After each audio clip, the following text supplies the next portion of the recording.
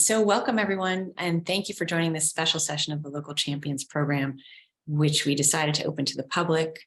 We're thrilled to have the recently elected Ulster County Executive Jen Metzger here with us today. She is going to present on New York's climate plan by giving an overview and update for local government officials. And after her presentation, as I said, we'll have time for you to ask your questions. A few more people coming in here. So there's a lot happening with climate change work at the state level. When thinking of who to bring in to explain this landscape, Vanessa and I immediately thought of Jen. When serving in the New York State Senate from 2019 to 2020, she was instrumental in the design and passage of the nation-leading Climate Leadership and Community Protection Act, otherwise known as the CLCPA, which was signed into law in July of 2019. Since the law is nation-leading, its success has global implications and influence, which elevates the potential and importance of the work that we all do. Jen co-founded and directed Citizens for Local Power, an organization that fights unfair utility rates and practices and helps communities shift to locally based clean energy economy. She currently serves as their policy advisor. They work across party lines with municipalities, elected officials, environmental and energy NGOs, local media, labor, and the public. Prior to her election to the state Senate, Senator Metzger served for over a decade in local government in the town of Rosendale. In the Senate, she was a leading voice for action to tackle climate change, move away from reliance on fossil fuels, and increase job-creating clean energy investments. And she led efforts in the state legislature to create a permanent ban on fracking, passed as part of the budget in 2020. Partners for Climate Action Hudson Valley is lucky and proud to have Jen as one of our advisors. Not only is she clearly a powerhouse, she is one of the more down-to-earth and delightful people you could meet.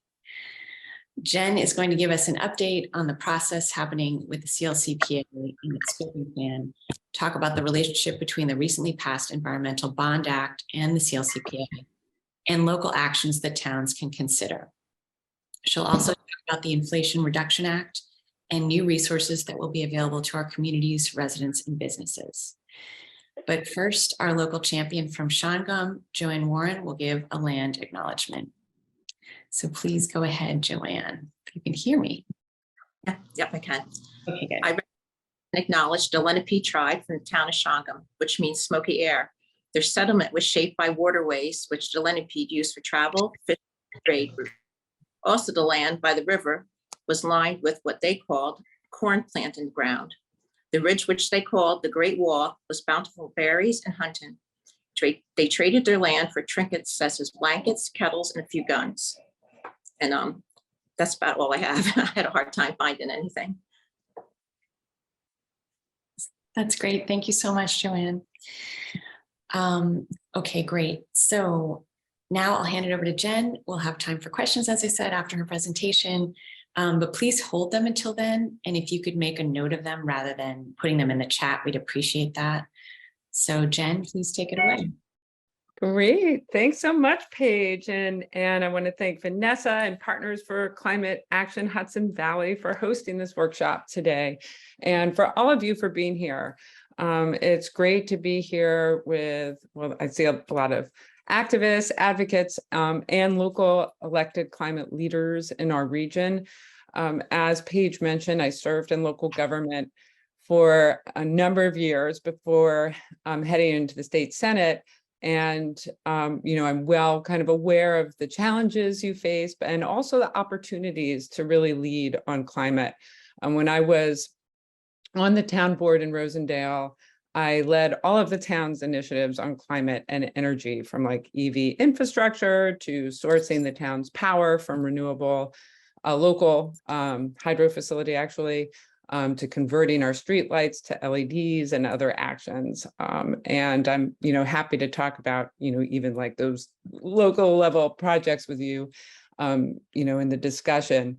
When I was elected to the state Senate, my top priority was passing the Climate Leadership and Community Protection Act, or we call it the Climate Act for short, because it's such a mouthful. And as Paige mentioned, was very a very active member. We had a Senate working group on the legislation, and it was very exciting when we finally got it passed in 2019. But it was really a collective effort, of not just our work, the work of us legislators, but the work of an extraordinary coalition of advocates, New York Renews, and many organizations around the state that were really working toward getting that law passed for some time. But it is nation leading, as Paige mentioned, and in fact, the Biden administration drew on elements of our climate law for their own climate plan. We really have no time to lose in addressing the climate crisis. We know from the most recent scientific assessment of the International Panel on Climate Change that climate change is already causing dangerous and widespread disruption in nature and affecting the lives of billions of people around the world. And of course, we're already seeing it, experiencing it, reading in the news about it regularly. This past summer, over 65 million Americans, it's like 20% of the population of the contiguous US, experienced dangerous levels of heat. And in other parts of the world, in Europe, they experienced unprecedented heat waves for which the continent was not prepared. Over 1,000 people died from heat alone. And a number of countries experienced wildfires that they also do not typically experience. And of course, it's not just the heat, it's severe storms, droughts, sea level rise, and other impacts that we're already seeing. And the Hudson, in our region, the Hudson Valley, you may have seen reporting on it. The DEC projects sea level rise between 2 to 4 feet by 2080 and 6 feet by the end of the century. It sounds bleak and daunting, but it's important to recognize that every bit of emissions reductions we achieve has an impact. This is one of the key messages of the most recent scientific assessment of the IPCC. And thankfully, we have solutions. A state commissioned analysis that was done for the scoping plan, I'm going to be talking about it in a little bit, concluded that the needed reductions in greenhouse gas emissions are not only technically feasible, but will deliver many benefits to New Yorkers beyond the climate benefits, including improving public health and quality of life, and creating unprecedented economic and job opportunities for our region and every other region in the state. As local leaders, you are in a position to take actions that can meaningfully tackle climate change and protect the health and well-being of your community and future generations of community members. Many of you have already started taking these steps at the local level and have been leaders in the New York's climate clean energy communities program and the climate smart community program. I think that there are a number of representatives from communities on today's Zoom that have achieved bronze certification at the very least. So I'm looking forward to our discussion later today. I'm going to share, I've got some slides. We're going to cover quite a bit of ground. I'm going to share my screen with you.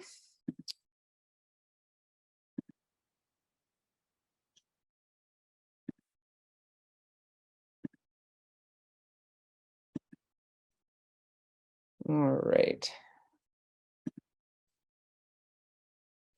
This picture was actually taken in the Capitol right around the time when it was kind of a nail biter getting the climate law passed at the end of session in 2018, but we got it done. That was all the advocates that turned out to generate pressure to get it passed. So today we're going to talk about, I'm going to just give an overview, very quick basic overview on the Climate Act and Scoping Plan process. The main strategies that the scoping plan is putting forward to achieve emissions reductions, the benefits of the clean energy transition, and also the scale of change that we need. That's something that we really have to always keep at top of mind. We really have to get going now. And where we are now, where the state is now in finalizing the scoping plan. And then I wanted to talk about some of the key recommendations in the building sector in particular, and also some of the key recommendations for local governments to support local government efforts and around land use. And then, one of the big questions throughout this whole process is like, how do we fund this climate plan? So we'll talk about that, some of the new sources of funding, and then I'll just want to wrap up by noting all the many ways that local governments are such critical climate partners. So first off, just so we're all have an understanding of where we are in New York State. This pie chart shows you where our emissions are coming from here. And you may be surprised to know that buildings are the largest contributor of greenhouse gas emissions in New York State. We have over 6 million buildings and some of the oldest building stock in the country.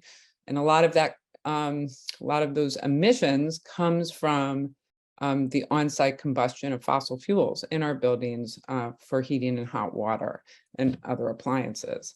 Transportation is a close second, accounting for 28% of our emissions. Electricity accounts for 13% of our emissions. We've seen huge, actually significant reductions in that sector over time in emissions, but electricity, this sector plays an outsized role in our transition to a clean energy economy. It's really a linchpin of that transition, since a lot of the solutions to reducing emissions in other sectors depend upon electricity-based technologies. So it's critical that we get to zero emissions in that sector and stay on target. Industry is about 9%. Waste is about 12%. That is, direct emissions of methane, primarily from our landfills, from the decomposition of organic waste. And then agriculture is about 6%.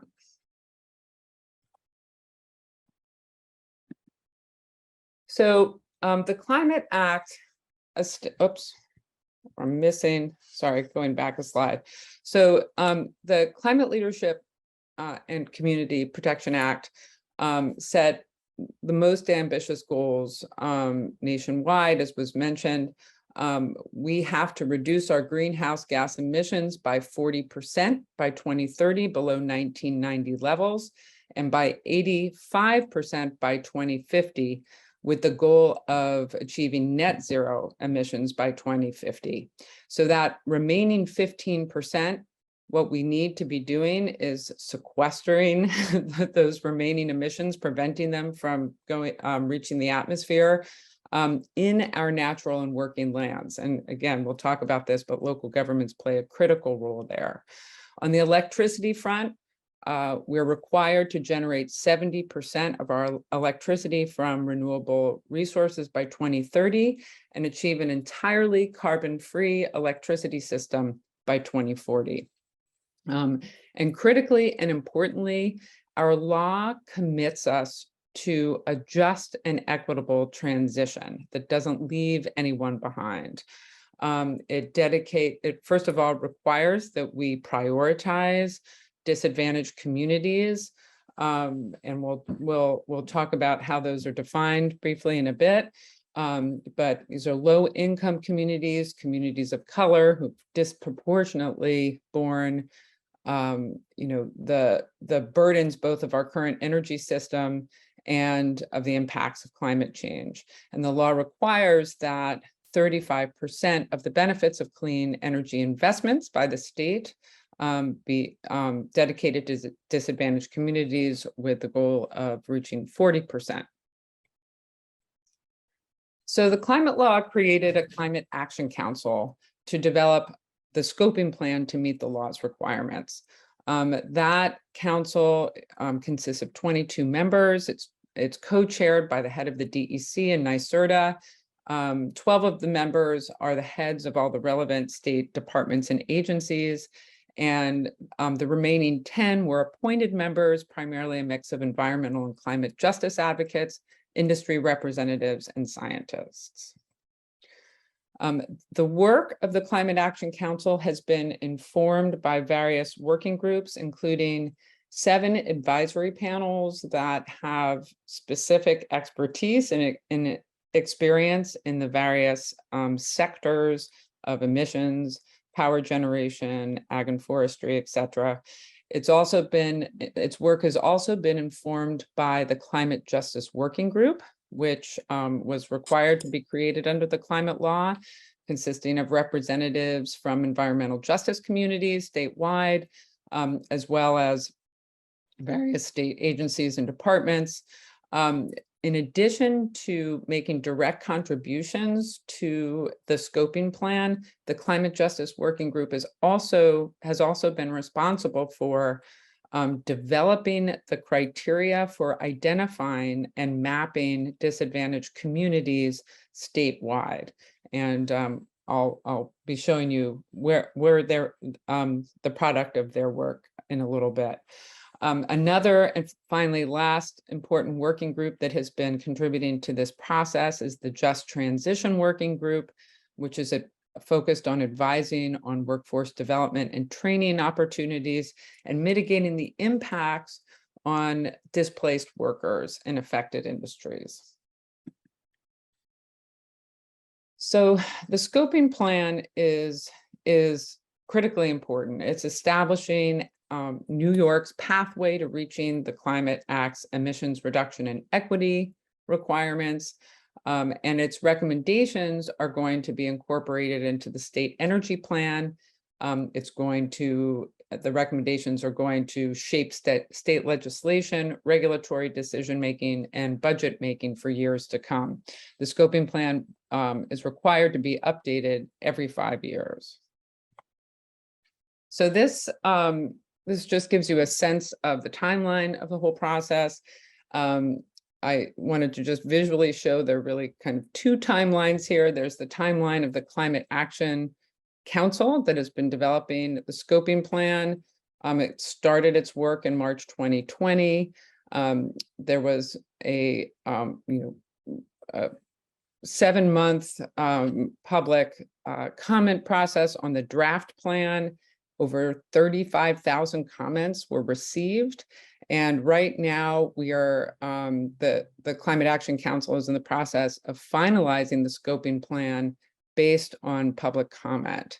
And they are planning to vote on that final plan very soon on December 19th. Then it's presented when it's, in its final form, is presented to the governor and the state Senate and Assembly. And the DEC under the Climate Act is required to promulgate regulations to comply with the Climate Act by the end of 2023. So at the same, that's kind of the Climate Action Council timeline. Parallel to that, the Climate Justice Working Group has been meeting to develop the criteria and map for disadvantaged communities. That work is now on the state website, and we'll show you what it looks like in a little bit. So I just wanted to give you a sense of the breadth of this scoping plan, what it covers. We're not going through all of these sections by any means today, but you can see that it covers all of the main sectors of the economy that are responsible for emissions, as well as, important cross-cutting issues like land use policies, local government, the role of local governments. I have to say the section on adaptation and resilience is way too small given how important it is. There's a lot of work will need to be done there. But anyway, it's a very sweeping plan. So what I'd like to do is just give you kind of a quick overview of the key strategies for the main emissions sectors. The building sector, and this really, these key strategies were in the draft plan, and they're not really changing. It doesn't look like from what we've seen so far of the Climate Action Council's work since the public comment period closed, that these are going to change significantly. In the building sector, the main focus is on improving energy efficiency and shifting from on-site combustion to beneficial electrification. So that's air source and ground source heat pumps, ground source also known as geothermal, and induction stoves replacing gas stoves, heat pump dryers replacing gas dryers. So really moving to electricity-based technologies. In the transportation sector, it's kind of a three-pronged approach to eliminating emissions. There's a big focus on shifting to electric vehicles and building out the charging infrastructure for that. Also improving and electrifying public transportation. And finally, promoting local smart growth and transit-oriented development strategies and non-motorized alternatives. Again, local governments have important roles to play in all of these areas. In the electricity sector, the work is basically continuing with the same path that we have been on since the adoption of the Clean Energy Standard in 2015. But expanding large-scale and distributed renewable energy, we need both because of the time frame that we have to get to where we need to be in our electricity system. Combined with storage, the DEC is required to develop regulations to transition off of fossil fuels in the power sector while maintaining reliability. And in the waste sector, we have to be diverting organic waste from landfills and incinerators, reducing and eventually eliminating use of single-use plastics, improving recycling, and growing sustainable industries. In agriculture, there's a significant focus on the livestock sector, which is responsible for the larger share of emissions, and the focus has been on manure management, alternative manure management, and nutrient management to address those emissions. There's a big focus on improving soil health across the agricultural sector. We really need to be promoting regenerative farming practices. Again, this is so critical to increasing the capacity of soils to sequester carbon, but it also, healthy soils mitigate flooding, they improve water quality, there's improve productivity of the soils. There are so many good reasons to focus on that. And finally, to protect forests and farmland. And across all of these sectors, as I mentioned, the law requires that we prioritize low moderate income communities and disadvantaged communities in emissions reductions. So I just wanted to give you a quick look at the draft disadvantaged community map that the Climate Justice Working Group has compiled based on the criteria that they have developed. And I just want to note that the Hudson Valley is tied with New York City in terms of the percentage of census tracts that are designated disadvantaged communities. It's 45% of the Hudson Valley are in designated census tracts are in designated disadvantaged communities. And there, I can share with you afterwards a link, and you can look at where in your county and in your community these communities may be mapped. So it is going to absolutely require transformative changes in our across our economy and our society to reach our climate goals, to significantly reduce with the goal of eliminating our greenhouse gas emissions. I love this picture because it puts in perspective, we have seen transformative changes in a short amount of time before. This is, a picture of Fifth Avenue in New York City in 1900, before the advent of the automobile, when everyone's walking or in, horse-drawn buggies, and 13 years later, everyone's in cars, but, these change can happen fast, but we have to put the right policies in place and really commit to that, the change that's needed. So I had mentioned at the start that a study was done. It's called the integration analysis for the scoping plan, and it provided some interesting insights into the kinds of changes that need to be made to meet our climate goals. By 2030, we need to be electrifying 1 to 2 million homes with energy efficient heat pumps.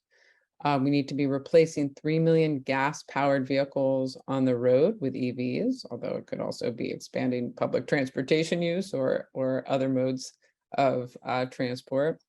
And we have to be diverting 100% of our organic waste from landfills. By 2040, fossil fuel power plants, which comprise 43% of our electricity generation, have to be fully retired and replaced primarily by wind and solar, together with battery storage. The integration analysis examined the costs of this transition, and found that the costs of inaction will exceed the cost of action by $90 billion. There are net benefits to New Yorkers on the order of $90 to $120 billion. That's primarily from savings in public health and the avoided costs of damages caused by climate change. Of course, the assumption is that we're not alone in reaching our climate goals, but it's important to recognize that the costs of climate change are far higher. The net costs are fairly small relative to the economy's size. 15 billion estimated by 2030, or 0.6% to 0.7% of gross state product, and reaching 45 billion, or 1.4% of gross state product by 2050. I want to point out that the integration analysis was done before the Inflation Reduction Act was passed. And they recently did an update, sort of assess the impact of the federal Inflation Reduction Act on the costs of achieving New York's climate goals, and it would reduce those costs on the order of $42 to $68 billion through 2050. So the IRA is going to have a significant positive impact for us in terms of staying on target to meet our goals. I also want to point out that much of the equipment and durable goods, cars, heating equipment, appliances, the like, they're going to be replaced with clean alternatives at the end of their useful life, and they'd be replaced anyway. So the health benefits of achieving our emissions targets are enormous. As the scoping plan states, in all scenarios, air quality improvements can avoid tens of thousands of premature deaths, thousands of non-fatal heart attacks, thousands of hospitalizations, thousands of asthma-related emergency room visits, and hundreds of thousands of lost work days. So, we have to keep in mind that there are just huge benefits, co-benefits to our efforts to reduce our impacts on climate. There are also enormous jobs benefits. The law required that the Just Transition Working Group assess those job impacts. You can find this job study online. I'm going to share with you the link to the state climate website in a bit. But the jobs assessment done by the Just Transition Working Group estimated that there would be a statewide net gain of close to 190,000 jobs by 2030 if we stay on track to meet our climate goals. I mean, that is an enormous jump, and it's almost 270,000 jobs, a net gain of almost 270,000 jobs statewide by 2050. And this is in every region across the state. And that's really unprecedented job growth. And a lot other good news is that the largest wage increase is in the middle wage positions, bucking the trend of the last 50 years of a declining middle class. So it's huge opportunities if we stay on track. It's going to make workforce development and training absolutely essential to getting there. Over half of the new jobs are in the building sector. It's because it's the building sector is the leading source of emissions, but also those are very labor intensive occupations. The ratio of jobs created to jobs displaced is 10-1, which is huge. Of course, this doesn't. It's still. We can't ignore the fact that there are many jobs that will be displaced. It's projected that will be around 22,000 in 7 subsectors. And it's going to be very important that we put the policies and programs in place to support those workers in the transition to clean energy industries, and to mitigate against job loss, and make sure that we're supporting the workforce. So there are a number of other really important benefits aside from the climate benefits of our shift to a clean energy economy. Obviously, we eliminate our dependence on fossil fuels, which is huge. Currently, over half of the money spent by New Yorkers on energy leaves the state, mainly to pay for fossil fuels. And this is money that can be invested in our local economies, creating jobs. Also, we've all been experiencing just the crushing impact of rising fossil fuel prices, mostly driven by the war in Ukraine right now. But fossil fuel prices are inherently volatile. That is their nature. And renewable energy is inherently price stable. It's the upfront investment of the infrastructure in solar panels, wind turbines, what have you, and then the maintenance of those systems, but the energy itself is free. It also is a huge money saver when we do everything we can to become more energy efficient. And energy efficiency is going to be really important. It's not just about renewables. It's about reducing our use, but that's going to lower our costs, lower the cost of doing business, and making life more affordable for our residents.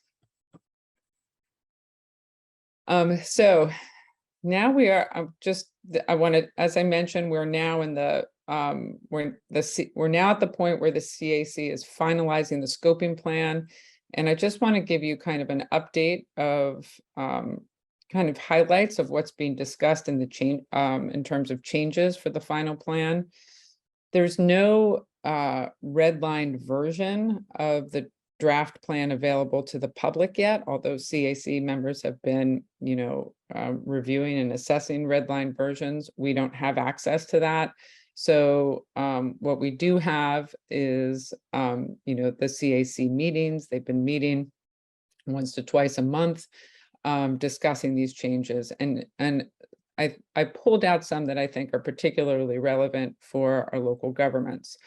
So one of a very common kind of critique of the draft scoping plan was that it didn't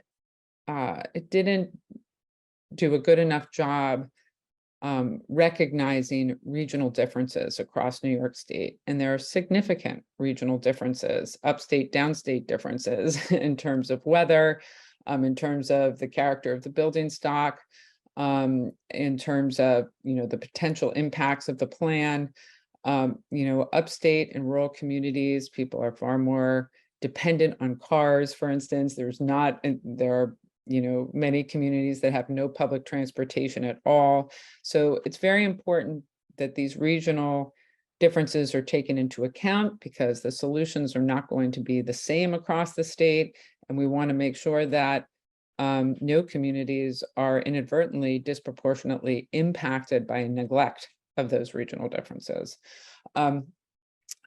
There's also, as a result of public comment, there is going to be a greater emphasis in the plan on financial support to assist local governments with their greenhouse gas reductions. Good news. Recognizing that, local governments they operate on, very tight budgets, and they're going to need help. Renewable siting. This is a big issue, obviously. Upstate, there has been a lot of opposition, actually, to the siting of renewable energy projects in communities. This is something that we're going to have to confront, because nobody wants them, but we have to have them. There's just no other choice. But the plan is going to give a greater emphasis to prioritizing the siting of renewables on developed land to better preserve farmland and forests. It's also recommending a study to develop a comprehensive New York State agrivoltaics program, which I'm happy to talk about in Q&A if you want. But this is something that I think is a huge opportunity that's been very unexplored in New York and even in the US, but in other countries where land is far more scarce, agrivoltaics, or the co-locating of agricultural activities and clean energy is far more advanced. Another kind of new strategy that's going to be integrated into the final plan is a bigger emphasis on district geothermal. This past legislative session, state legislative session, saw the passage of the Utility Thermal Network and Jobs Act, which gives utilities the ability to invest in district geothermal systems. And I think it's actually a very positive thing in helping to transition their gas workforce toward to clean energy solutions. And the law directs every utility to undertake pilots in district thermal. So this is, we can talk about this, but geothermal it's much more efficient from a grid and system perspective than air source heat pumps, and is going to have to play an important role in New York State. And finally, there is work being done on economy-wide tools to achieve climate goals. The direction the Climate Action Council appears to be going is toward a cap and invest program. And we'll talk a little bit about that in a moment. I just wanted to focus on some key recommendations on the building sector in the scoping plan, because, as I said, the building sector is the leading source of emissions, and these are significant. These are very significant changes that will impact our communities. In the so there were some slight revisions to these timelines, but they're more or less essentially the same they will be more or less essentially the same in the final as they were in the draft. First of all, the plan is going to recommend required energy benchmarking and disclosure of buildings, beginning with multifamily and commercial buildings over 10,000 square feet. And over time, it will come to cover other buildings as well. But this energy benchmarking is critical, first of all, to understanding, it helps building owners understand what their emissions are, what their costs are, and enables them to see improvements over time. And it also gives, as a state, it gives us transparency into how on target we are in reaching our climate goals over time. In terms of new building code standards, all the scoping plan is going to recommend that that new construction be all electric beginning in 2025 for residential buildings under 4 stories. And in the same year would prohibit new gas hookups to existing buildings. That's going to require a change to public service law. And by 2028, the requirement for all electric new construction will extend to commercial and all of the remaining residential building types. In 2030, the plan recommends zero emission standards for the replacement of on-site fossil fuel combustion equipment in existing buildings for heating and hot water at the end of useful life. So not right away, at the end of useful life. And that would apply to most residential. And in 2035, zero emission standards would be put in place for end of useful life replacements in large multifamily and commercial buildings. In that same year, 2035, the scoping plan is proposing zero emission standards for replacements of gas appliances like stoves and dryers with electricity-based alternatives.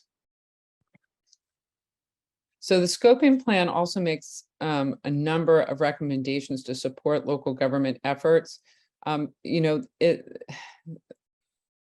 The proposals for local governments are kind of woven throughout the scoping plan because really, that level of government touches so many different aspects of the clean energy transition. These recommendations are primarily pulled from the section on local governments. But a big focus is to assist local governments, provide resources and assistance on land use planning.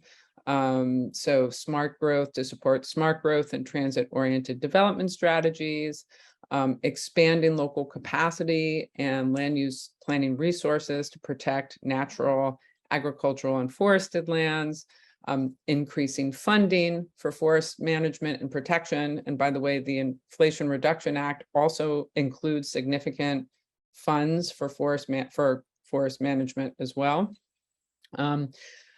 There's a recommendation to develop a statewide clean energy community dashboard, again, to provide kind of transparency of where communities are in their efforts to reach climate goals.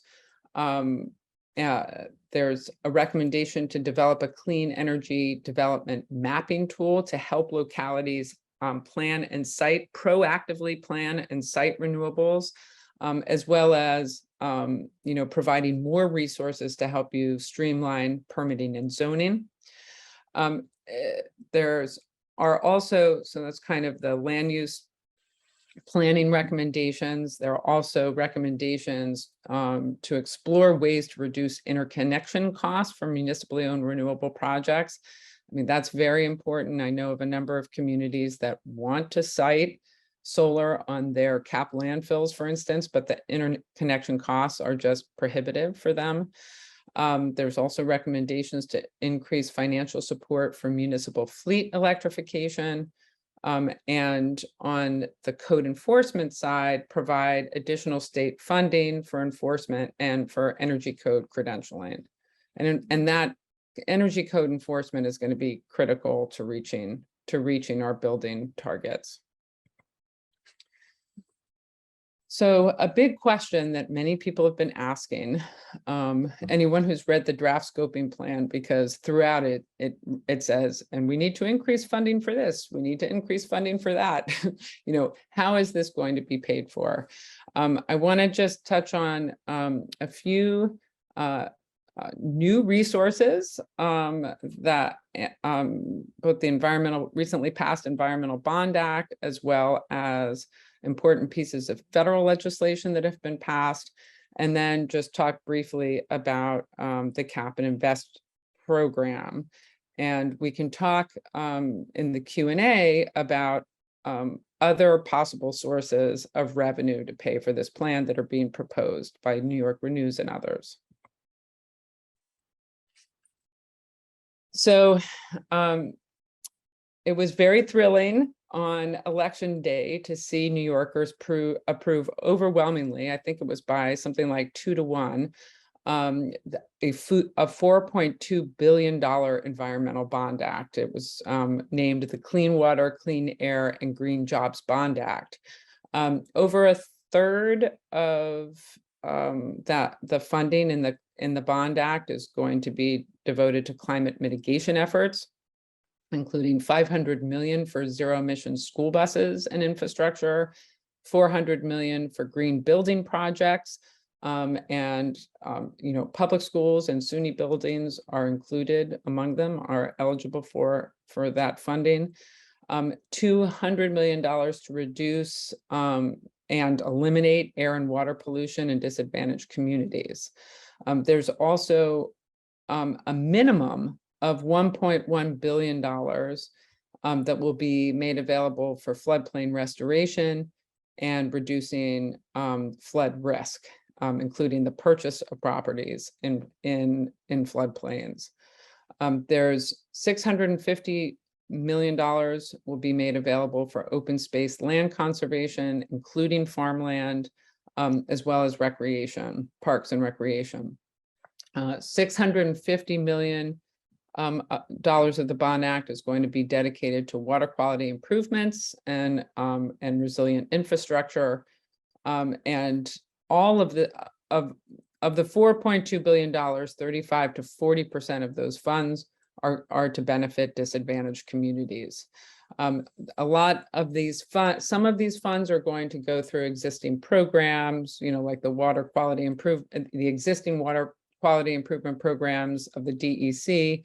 But these are, a lot of this is all fun. This is all resources that are coming down to our communities. They're going to be available through grants that are made available by DEC, Ag and Markets, Parks and Rec, and the various departments. So it's good to have a heads up and start thinking about, what projects you might want to seek funding for in your community. I want to talk a bit about the Inflation Reduction Act because it is going to play an enormous role nationally in advancing reductions in greenhouse gas emissions. And it's going, as I mentioned, it's going to be a huge help to New York State in meeting its greenhouse gas emissions reduction goals. The Inflation Reduction Act includes $369 billion for climate solutions and environmental justice.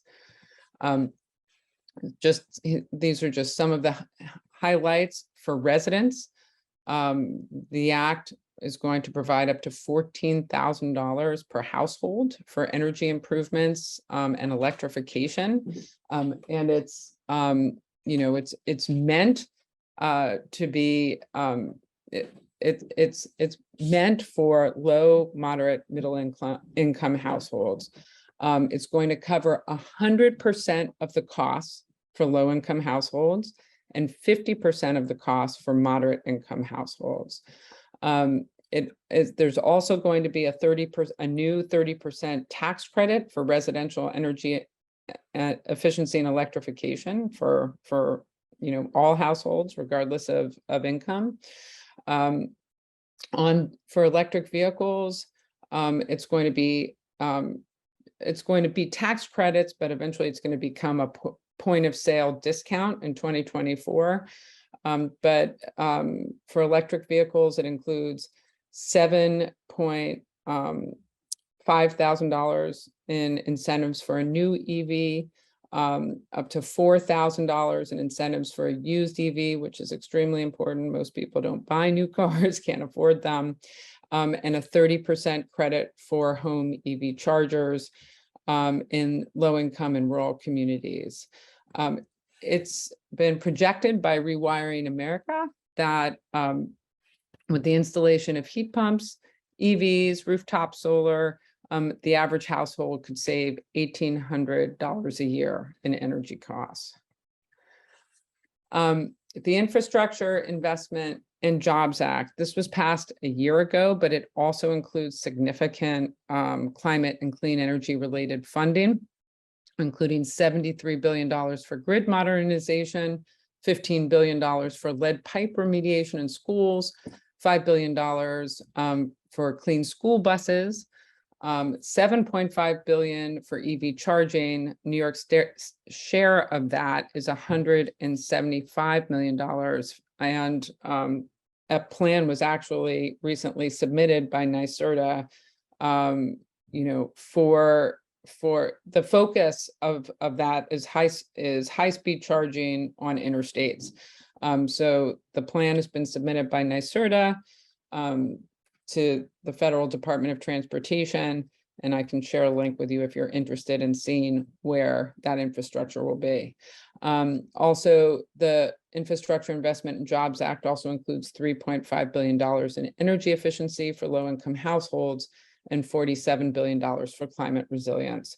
So there is, I've included, I'll hurry up so we can get to the discussion, but there's also in the Inflation Reduction Act, there are also, so there's assistance and support for small businesses as well, 30% tax credit for solar, a tax credit of up to $5 per square foot for energy efficiency improvements, a 30% tax credit for the purchase of clean commercial vehicles, and their $20 billion has been set aside for farmers to invest in sustainable agricultural practices. For local governments, as you know, local governments have not been able to take advantage of the tax credit that has existed for some time for renewables, and a provision of the IRA called a direct pay provision actually enables municipalities to take advantage of the clean energy tax credit. So that's like a 30% credit, and that is a huge positive thing for local governments. The Inflation Reduction Act also creates a $27 billion greenhouse gas reduction fund. It's essentially a national green bank that will provide competitive financing, including to municipalities for climate smart development. And the act also includes the $3 billion for environmental justice block grants. It's been estimated that the bill overall includes $40 to $60 billion for environmental justice communities overall. So, these new federal resources are going to be very critical in reaching our climate goals. It's obviously not going to cover all of the costs. The Climate Action Council appears to be heading in the direction of recommending a cap and invest program to drive greenhouse gas reductions in line with the climate law and generate revenue to support the clean energy transition. A cap and invest program, caps emissions at a certain level. It would be set, that level would be set annually to eventually reach our goal of 40% greenhouse gas emissions reductions by 2030 and 85% by 2050. And regulated entities would be required to purchase emissions allowances to match their emissions through an auction. And it's the example we have now is the Regional Greenhouse Gas Initiative, affecting the power sector only, but this would be economy-wide. There's been a lot of discussion by the Climate Action Council about making sure there are guardrails put in place to prevent pollution hotspots in disadvantaged communities, and to mitigate the regressive effects, potentially regressive effects of a cap and invest program. So I've done a lot of talking, but I just want to conclude just by saying, emphasizing how important local governments are to getting to our climate goals in so many different respects. You know, as the authority over local land use, as the provider of public services and infrastructure, as a legislative body that can really move the needle, as an enforcer of energy codes, as a significant energy consumer, and as a clean energy model for your communities. You play an incredible role in educating the public and being a trusted source of information on clean energy solutions. So, you know, I don't say that just because I have, you know, a bit of a bias as a former local elected official. You truly have a critical role to play. And we can talk about in the discussion about, you know, how important it is to really follow this process at the state level and, you know, start thinking about and planning, you know, the kinds of projects for which you'll want to be seeking support as these new sources of financial assistance become available. So I'm going to stop there and we can start taking questions.